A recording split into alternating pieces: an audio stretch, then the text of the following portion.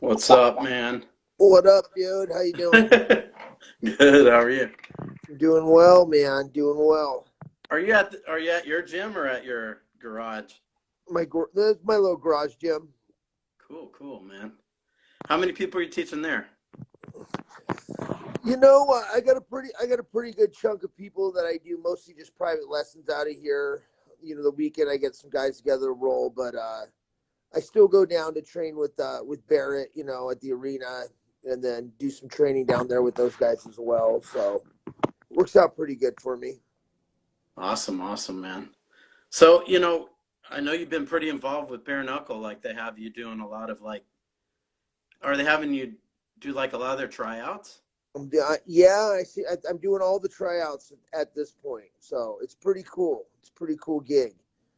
Now, do they ask you like for any input as far as like creative stuff or anything? I'm starting to help out with like last time I did like when we'll select a handful of people that have promise, but another thing we're looking for besides just their fighting ability is you know they got to have a story. They got to be marketable. They got to be somebody that people want to see fight. And I'm doing the video interviews, so now I'm the guy on the other side of the camera trying to get that exciting story out of the athlete. What do you So think about that? it's a challenge. It's a different sort of challenge. I used to think I was bad at it, when the UFC would have me do them, but now I look back and I go, I was pretty good compared to some of these guys, man, because a lot of them they've got phenomenal stories about what they've been through, what they've overcome. But for a lot of people, it's hard to just open up and start talking about that stuff. I mean, ultimately, when you're looking at an athlete, besides their physical ability, who are they going to appeal to? You know what I mean? I mean, it Hmm. doesn't matter. Are they the spoiled rich kid that has no reason to fight other than piss their parents off? Well, great. Tell us that so that, some other spoiled rich kid somewhere can get behind you and be a fan? Are you the guy that came from a broken home, parents were drug addicts? Well, great. Tell us that.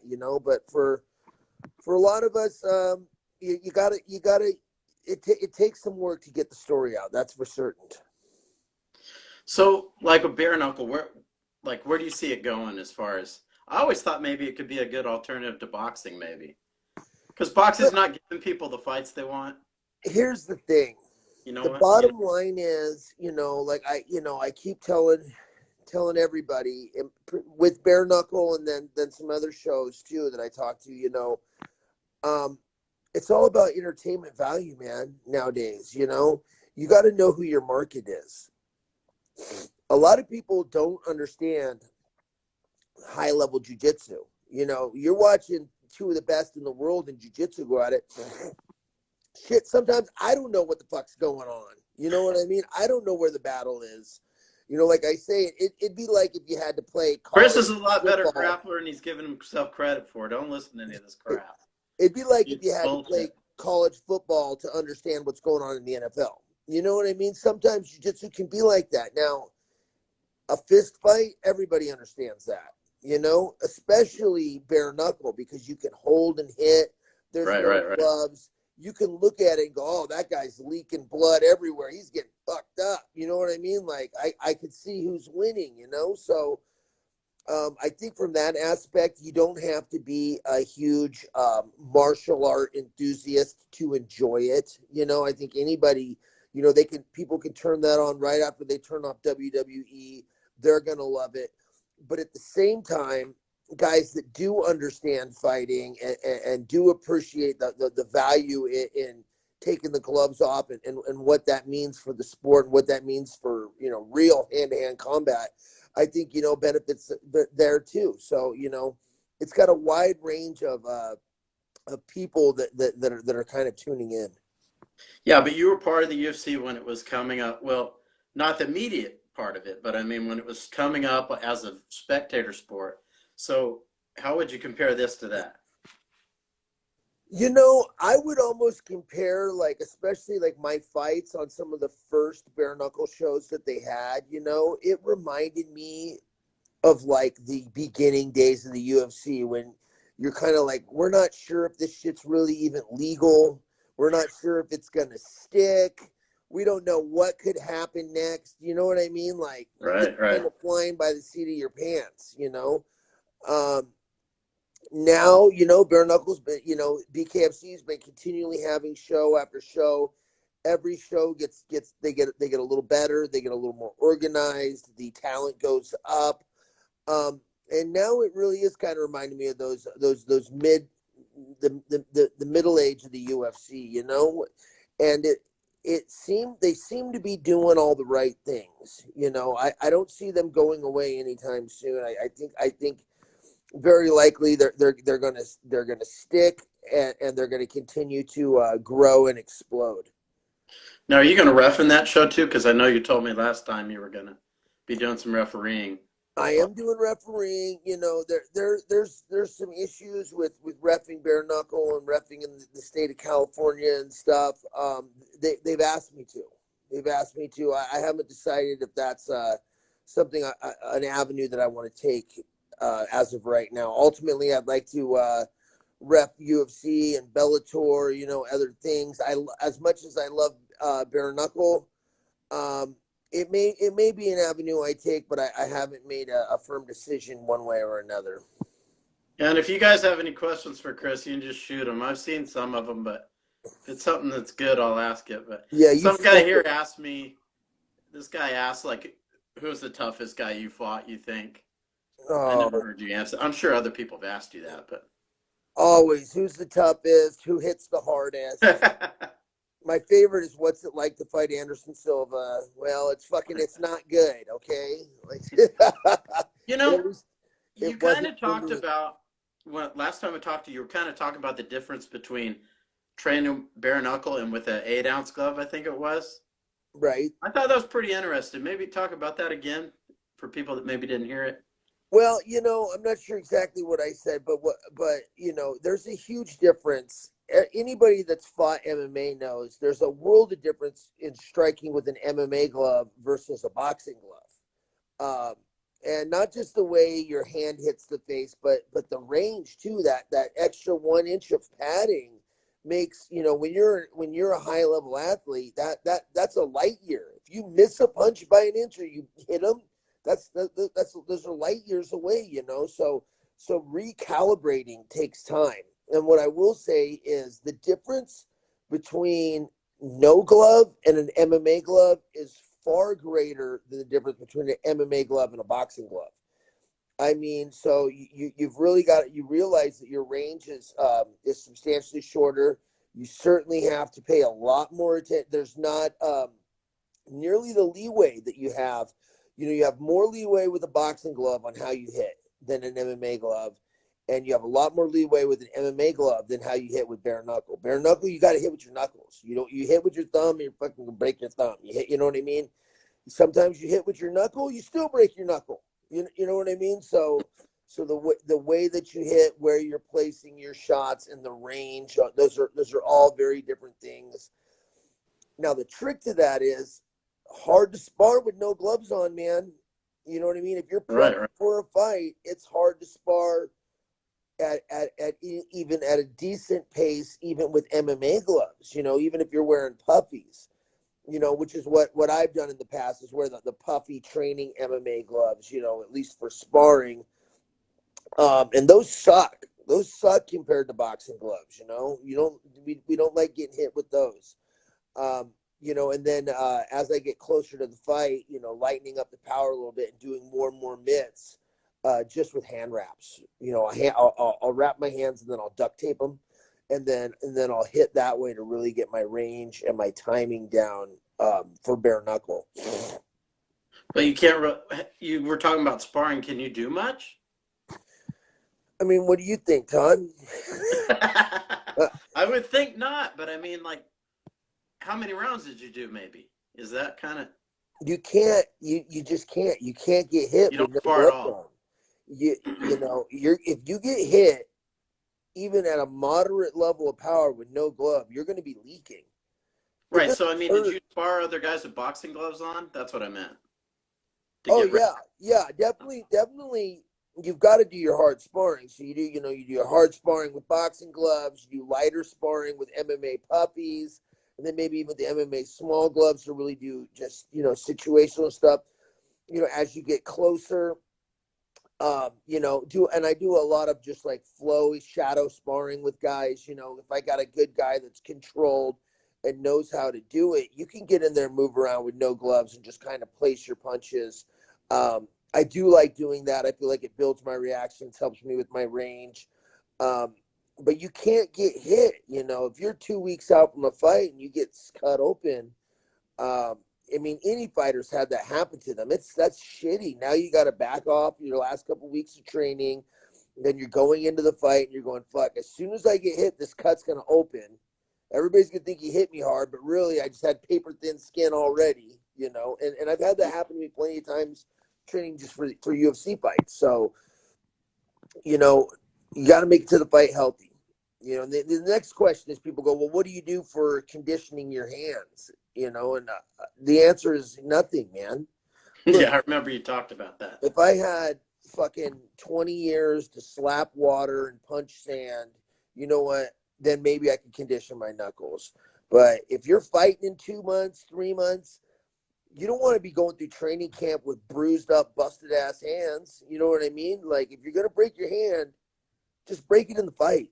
You know what I mean? Break it in the fight. You got plenty of time to heal after that. Take care of your hands, get to fight night, then break your hand. But when you're doing the tryouts, are guys coming to you and saying, "What should I do? Should I try Oh, this?" I get all kinds of stuff. And I get all kinds of stories for stuff they're doing. I'm punching trees. I can do that. I'm hammering nails with my knuckle, like crazy stuff. And I'm like, I don't know if you're trying to sell me there, buddy. That's great. You definitely see some deformed hands.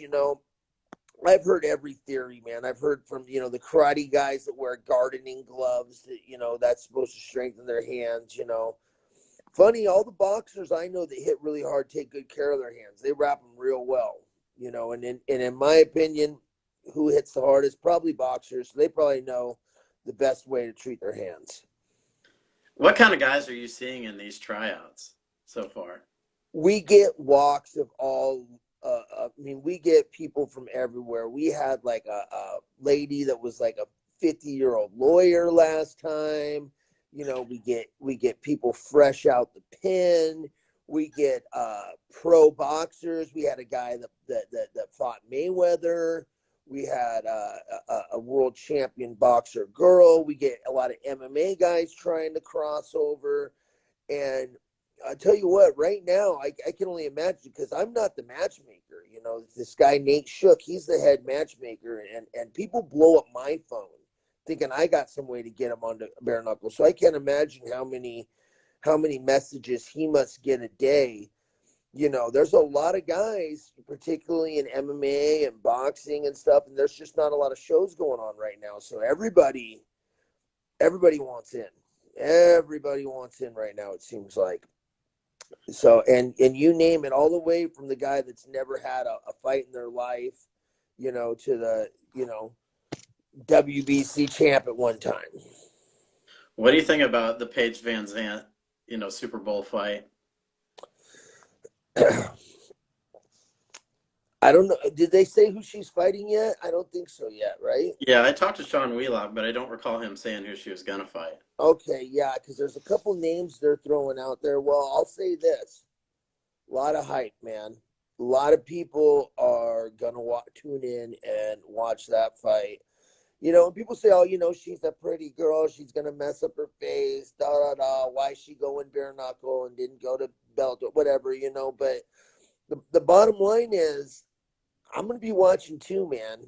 I don't know. We'll see what happens because, when you get hit with no glove on, it changes shit. It is a different feeling. A lot of people that, you go, you never know, because in the gym they could be one way. And then they go out to that first MMA fight, they get hit for real, and they go, what the fuck was that? Well, again, it's that same sort of experience. Even for me, the first time I got hit with no glove, I was like, "Wait, that's different. Oh wow, really? That feels different." Oh yeah, definitely. It's a different feeling. You know, there's no more concussion, but it's so much sharper. You're instantly bleeding. You know, you see guys slices everywhere. Um, Probably better for your brain, worse for your complexion. So how that's going to play out with Paige, I don't know. You know what I mean? Like, we're going to have to see what she does when she gets hit, And I'll tell you what, I'll be tuning in.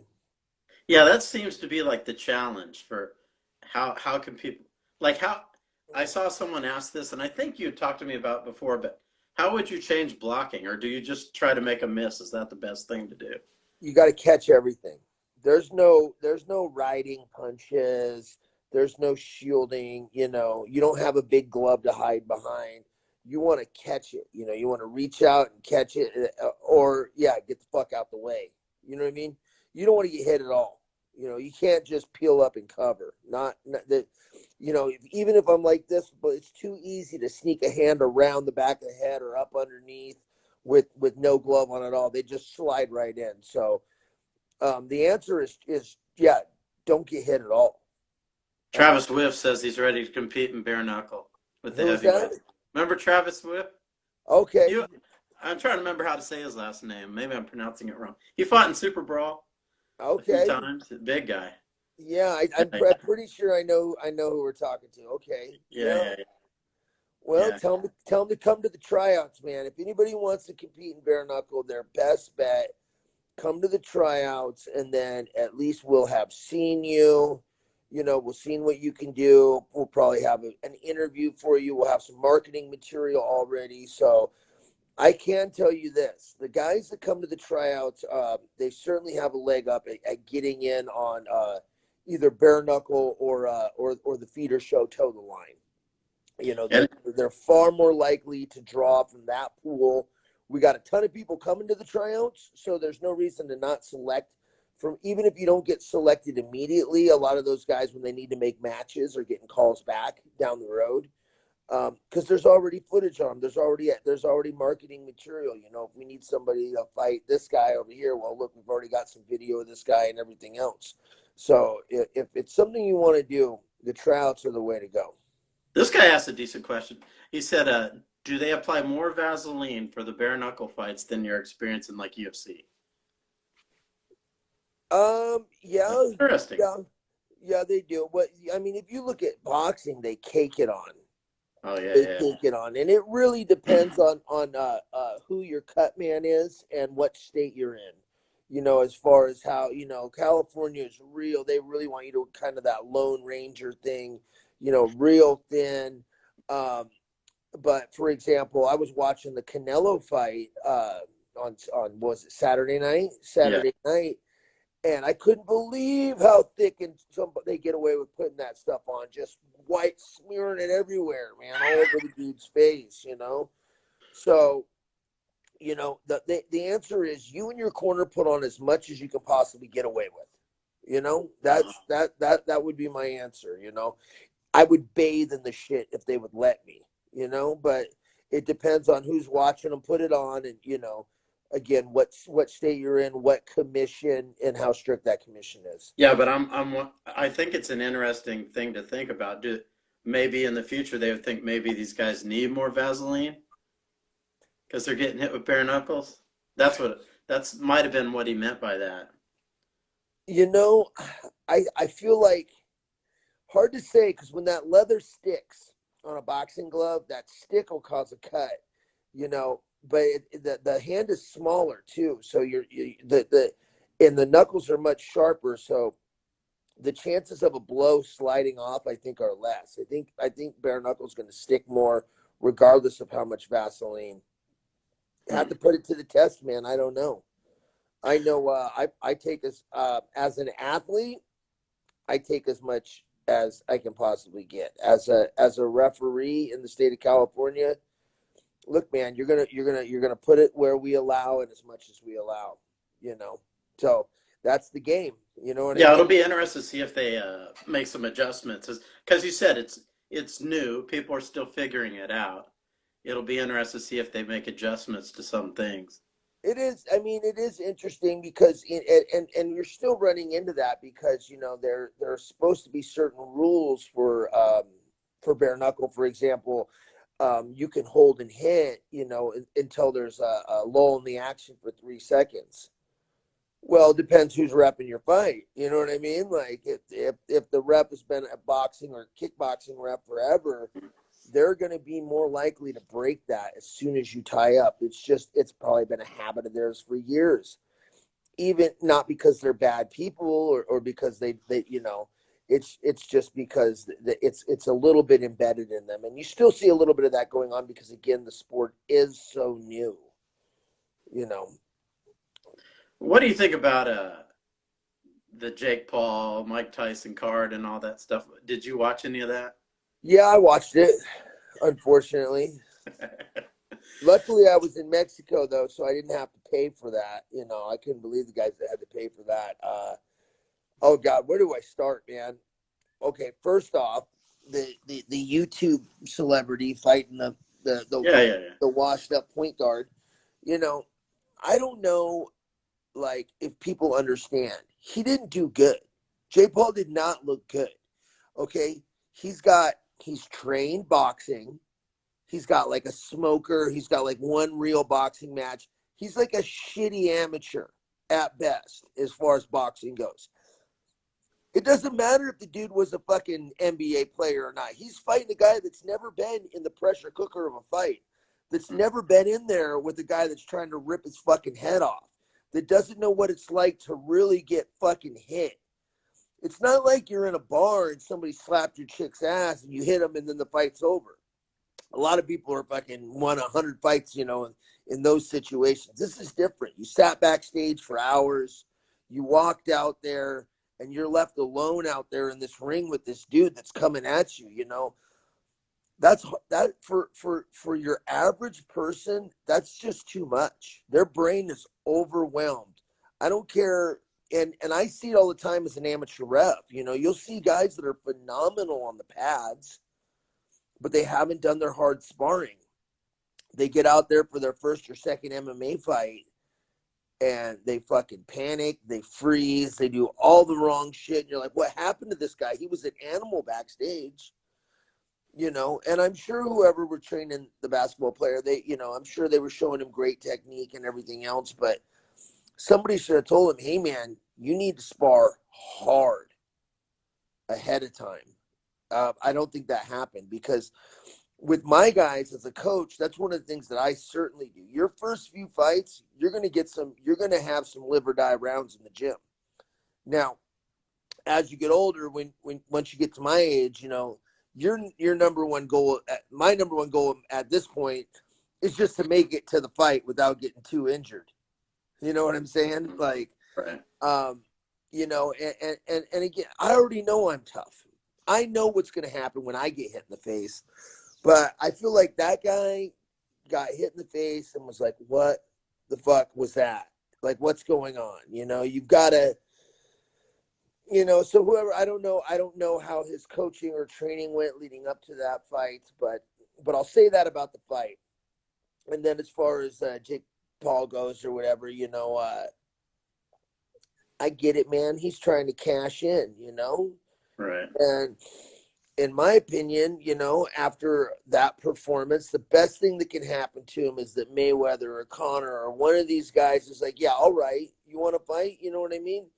Both Mayweather and Conor would be giving 40 pounds up to him, but both of them, it wouldn't even be a fight against a real combat sports athlete. It wouldn't even be a competition.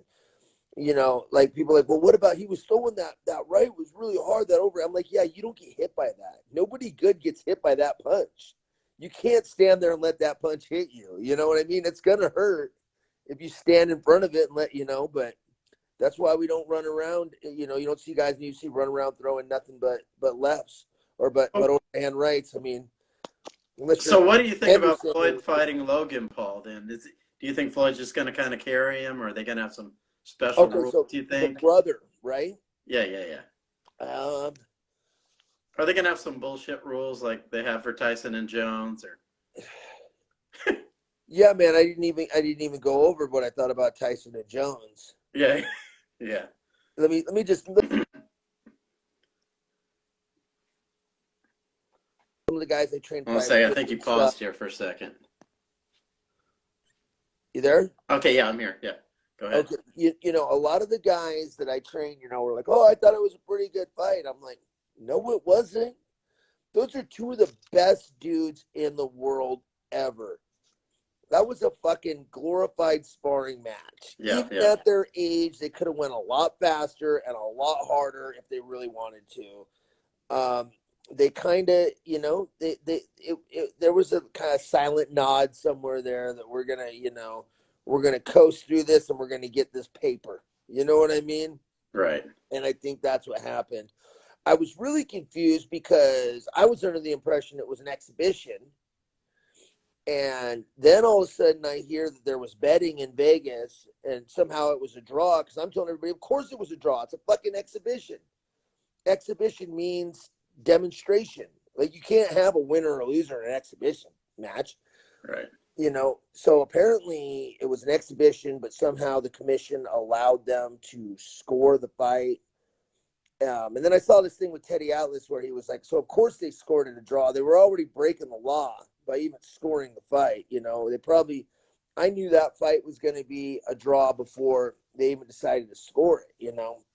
Yeah, So Tyson seemed to only be throwing like body shots for the most part. He what's didn't really that? go head a lot. Like Tyson didn't really throw a lot of head shots. He didn't throw a lot of headshots, and he's not one of those guys to hang out in that over/under position either. Like when Tyson gets on the inside, he doesn't tie up and wait for the ref to break it.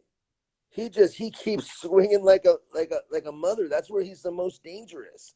But Right. yet he continued to tie up and take a breather. Every Right. time Jones needed one. You know, um, probably Tyson probably won in my book.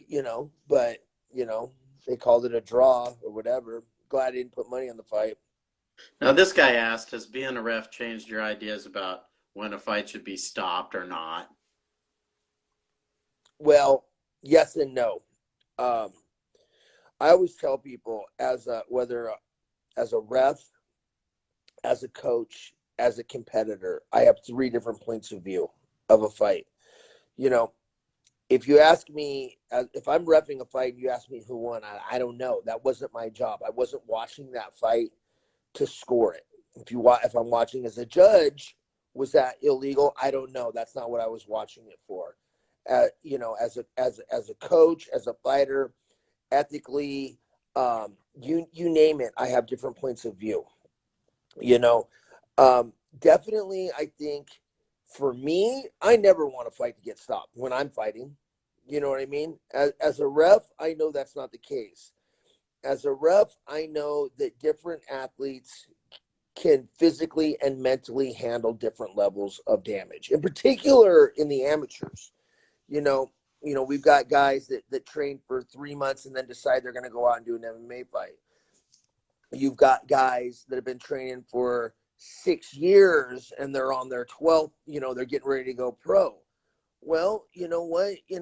I'm going to give different levels. For example, like if you're in trouble, but you're doing all the right things and you're still fighting, I'm going to give you every chance I can. If if you're in trouble and then you get put in armbar, you're doing everything wrong, guess what? I'm stopping that fight. I'm not going to wait for you to tap. I'm going to stop that fight before your arm breaks. Um, that's the way it is, and that's what I tell guys. It's a sliding scale. You cannot treat every athlete or every fight the same. Guys, some guys I'm going to let take a little more damage than others. The bottom line is the number one job of a referee is to make sure that both athletes remain safe.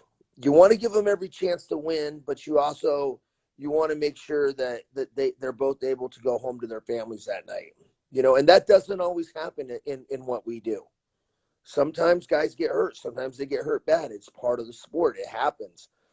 But we do need to minimize that, as referees. And I think that's important, in the eyes of the broader public as well. The lower we can make these injuries and these career ending injuries and these real damaging bloody fights, the more we can lessen that, the more widespread acceptance we're going to have of MMA and bare knuckle as well.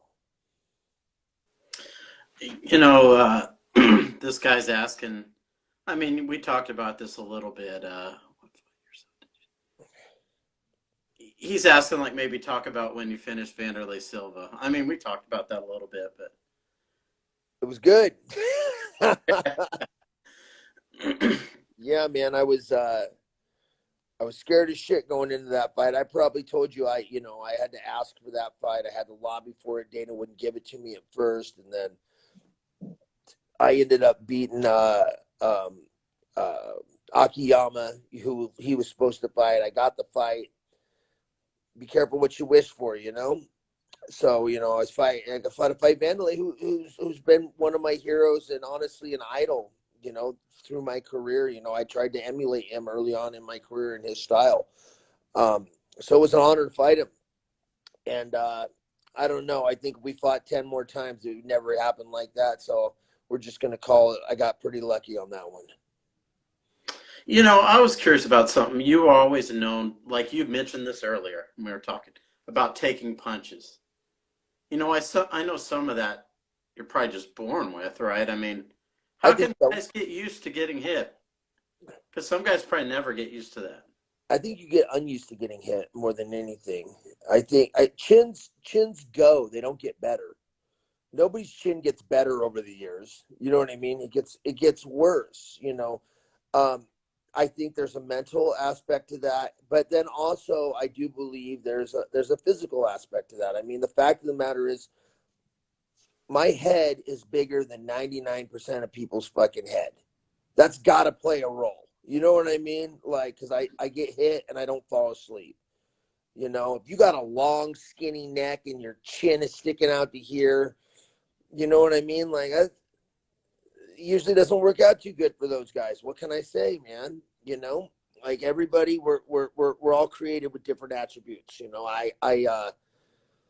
I'm not fast. I don't jump high, but I got a big head and I hit pretty hard.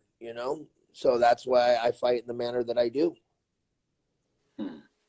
Yeah, I was kind of curious about because I know when you're training guys, obviously, not everyone has the ability to take a shot that you do. I tell guys that all the time. I say, listen, man, I'm not gonna. Well, coach, you do this, or I see you do that. Look, man, you're not me. You're not me. I'm not 6'2". You know what I mean? You're allowed to do some things that I'm not allowed to do. Well, you're fighting on the inside here. Listen, you only fight on the inside because you have to. You know what I mean? It's not a choice you want to make.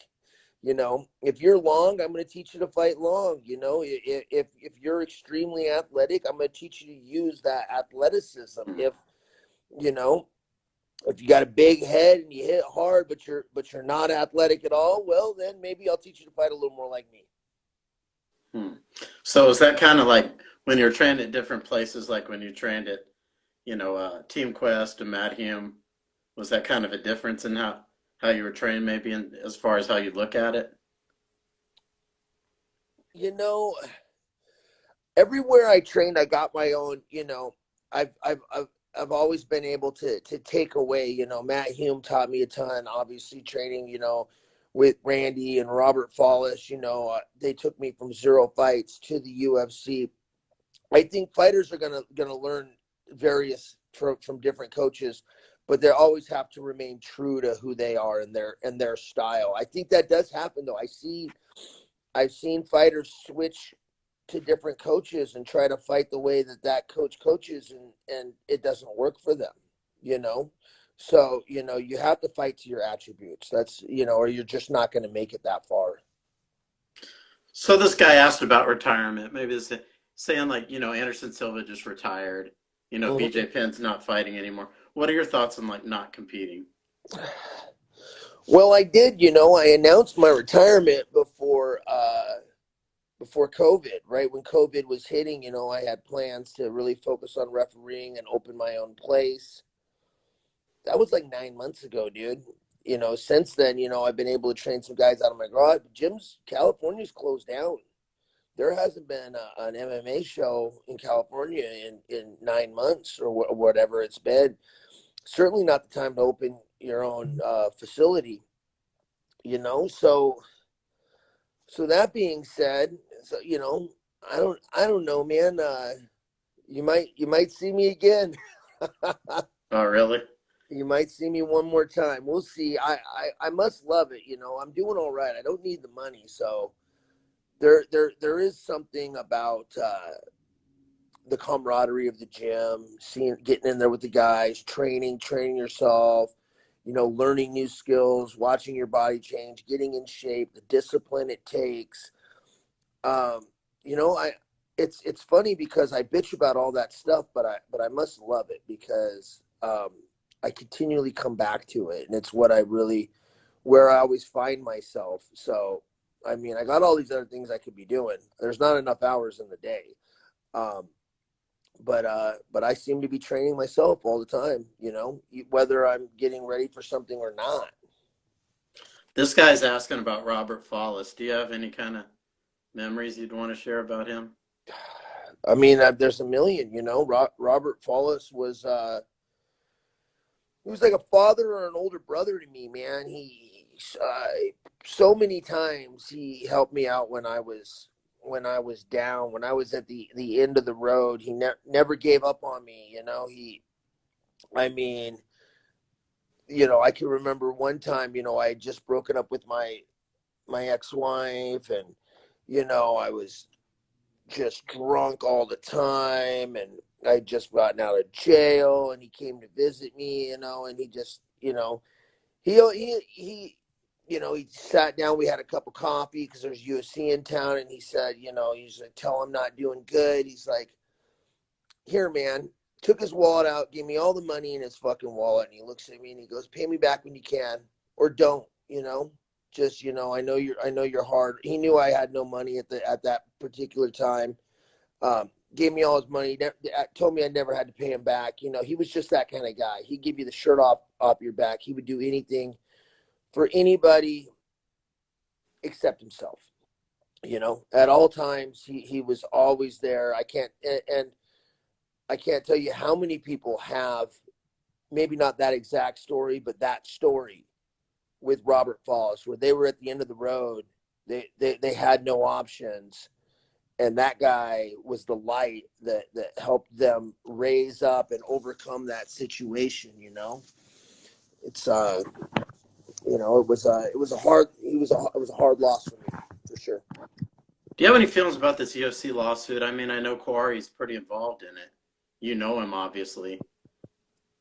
Yeah, I think I'm on it. Oh, yeah. Yeah, the class action. It. What do I say here? You know, I get it. The UFC is in the business of making money. Dana White is in the business of running the UFC, and he's ran it well. Look what it's become.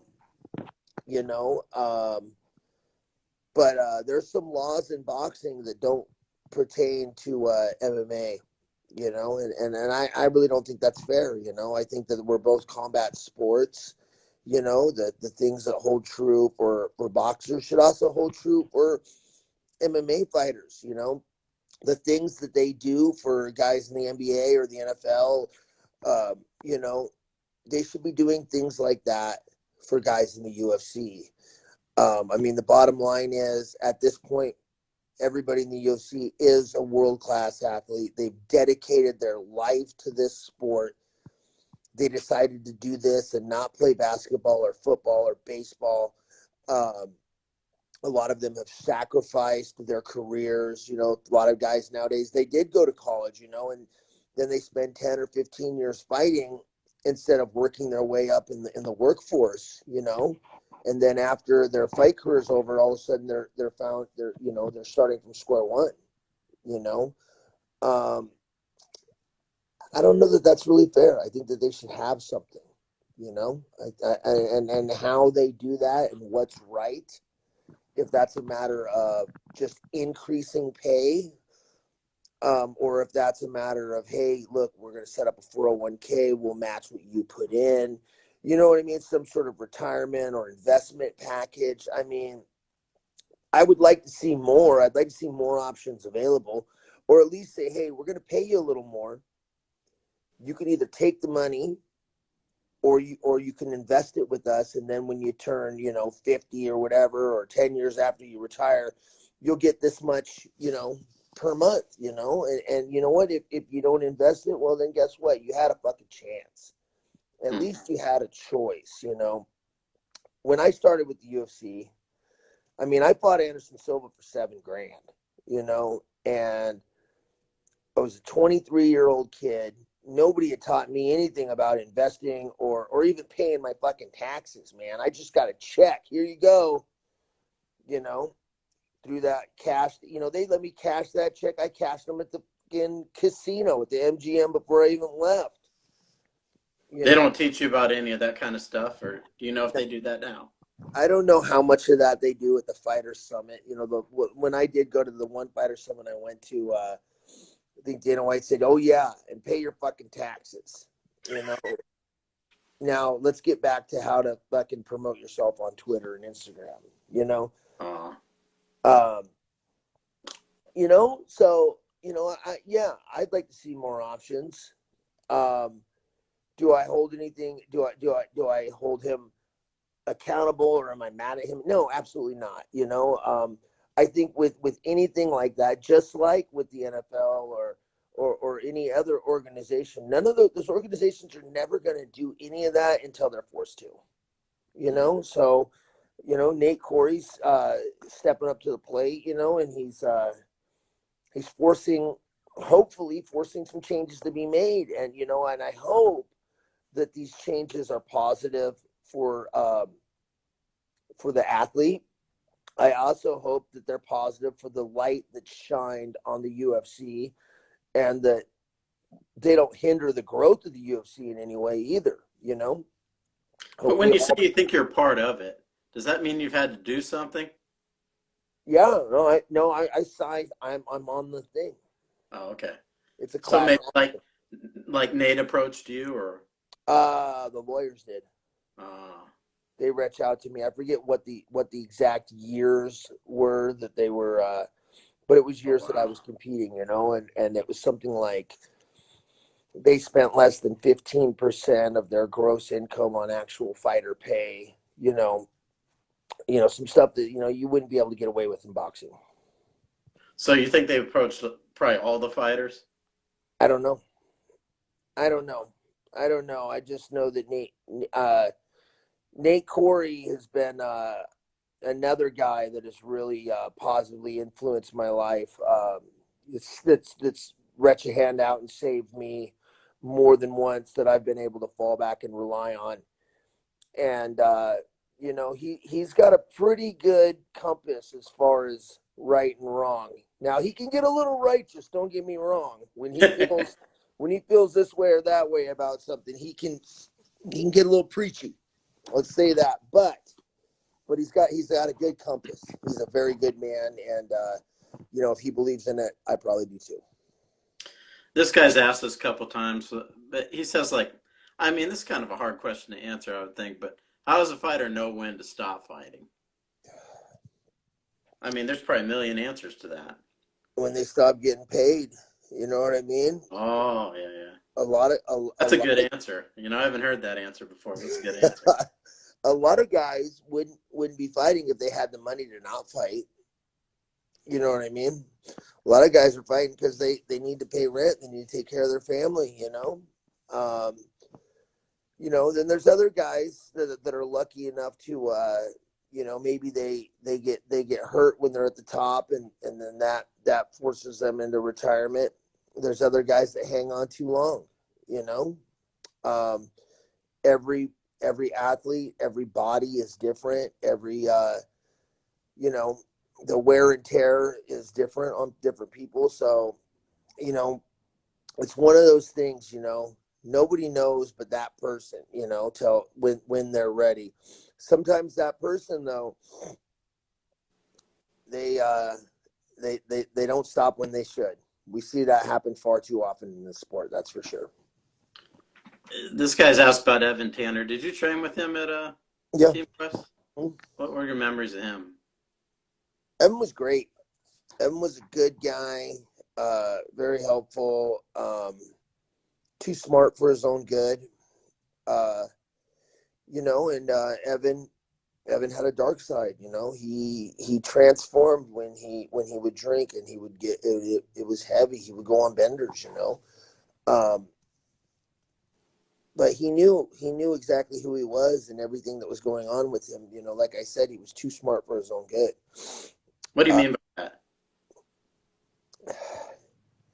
the guy Just made it. in The general, guy maybe. made it What to do you the mean by that? fucking UFC training on a heavy bag, without even any training partners. You know what I mean? He was that good. He was Oh, that wow. talented.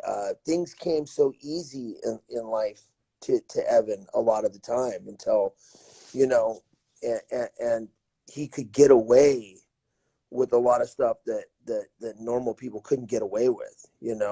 And that's, that can sometimes be a handicap.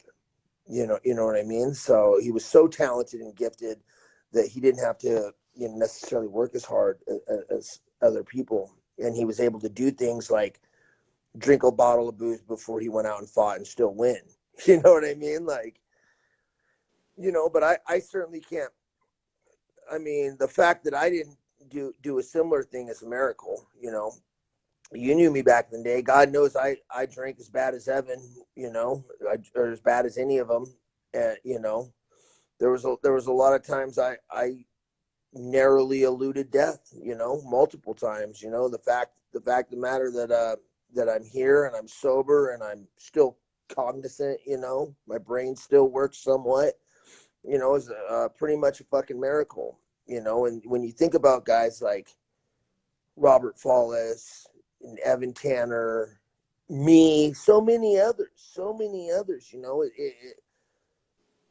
it has a lot to do with our sport. No sane person goes, hey, you know what? I think I want to fucking become a cage fighter and risk getting the shit kicked out of me for, a couple $100 in the beginning of my career in front of my friends and family, um, all for the glory of it.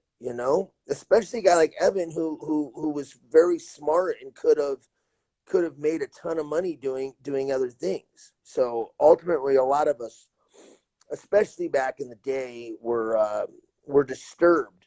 When we got into the sport, and the sport became our medication. And for some of us, it saved us. Me, if it wasn't for this sport that I love, I would have been dead. I would have never had to clean up. And I would have been dead, or I'd be a tweaker at a gas station, man. And that's a 100% certainty in my eyes. um Nowadays you see more guys actually making a decision, a thought out decision to become an MMA fighter, and there's a lot more money to be had nowadays too, though. So, a lot more, you're also seeing higher level athletes. We were all the outcasts that couldn't make it in any real sports, getting into MMA back in the day. How do you think coming to San Diego has been different for you than Hawaii? Like, I mean, I know a lot of the guys you're around are guys from Hawaii, but Yeah, it's definitely a different place. There's a lot of things I love about Hawaii. There's a lot of things I love about San Diego. There's certainly more going on in San Diego. There's certainly more in the way of work and stuff to progress, in that mindset. A lot more barbecues in Hawaii, a lot more time on the beach. San Diego's beaches aren't bad, but they're not Hawaii. Training in San Diego is not bad, but it's not training in Hawaii. There's something about training in Hawaii that is, to me, I'll never forget. Being outside and training, and the you know the mana, whatever you want to call it. Um, but now, I have the peer group that I have, and as we've talked about, I'm big into recovery. My recovery circle, is very big and solid in San Diego. um and my family's here, and I'm happy here, and I have to say, San Diego is my home. It's my home now. My kid was born here. My old lady's from here. Her family, her dad lives 2 blocks down. Her grandma lives a couple blocks up the street. Um, and if you're gonna live in the continental United States, San Diego is definitely the place to live, and more particular than that, Ocean Beach in San Diego, where I live, Ocean Beach, Pacific Beach. I think those are the two best places, hands down. Um, you know, Other than that, it's Hawaii or I don't know, somewhere off the grid. But what drew you to come train with Barrett? I mean, did he approach you, or did you kind of want to be around some Hawaii guys, or? Well, initially when I came out, I was training at Alliance, and I had gone in. I went in a few times to train with Barrett, um, just because of Burton Richardson. Burton Richardson, and Barrett had been friends forever. Burton was a coach of mine. Burton said, "Look, you gotta go train with Barrett." I went and trained with Barrett, and I loved it. Ultimately, I moved over to the arena, and Barrett was coaching there, and shit, man, I don't know. That was like 5, 6 years ago, and I've been with Barrett ever since. And at this point, I would never go anywhere else. So it's just like you had that connection again, maybe? You know, there's something about Barrett. I don't think it's the fact that he's from Hawaii. You've trained with Barrett. I love the way he coaches. I love him as a person. He can be a little difficult as a coach sometimes. He can be a little hard on guys. Don't get me wrong. Um, but his competitive spirit, his drive to win, his drive for you to get better, his drive for you to do things right, his drive to have a great fight team or jiu-jitsu team, whatever, his drive as a coach, as well is, I love it, when he puts everything into coaching and training other guys, just like he puts into training himself. He wasn't that hard on us back then. I wonder if he found that after you left, maybe. Really? Because I've heard he was harder and he's only lightened up. I think when he was in Eva Beach, he only had a small group of students, so he didn't give us a hard time necessarily. Okay. Well, Maybe at I've Grappling heard Unlimited, some he story. did, but Don't get me wrong. As long as you do everything right and you pay attention. Well, not do everything right. As long as you're paying attention and you don't do anything stupid, he's not hard on you. You know what I mean? But we get some guys, that they bring it on themselves to some extent. That's for sure. And I can't. I'm guilty, man. I laugh the whole time. I'm in the corner trying not to laugh out loud because it's pretty fucking funny. this guy said you spoke badly about the UFC on Twitter. I'm not sure what he's talking about, but he's saying, did they threaten to sue you or anything like that? Do you even remember what he's talking about? No, I don't. Yeah, I never heard about it. So. Well, man, I appreciate you taking the time. I don't want to take up all your night talking. I mean, I could talk to you forever about this kind of stuff, but But thanks, man. Good to talk to you again, too, brother. Good to yeah, talk. it's good talking to you. It's Thanks good for to see having you, me. man. All I right. appreciate you taking the time out. All right, bro. All Appreciate it. right. Have a Yeah, it's good great talking to you. Take care, and maybe we can catch up again sometime. Maybe after your next fight, if you have one. one. Right on. If you want to do one again. All right, man. Let me know. All right. Take care, man. All right, Todd. Yep. That's it.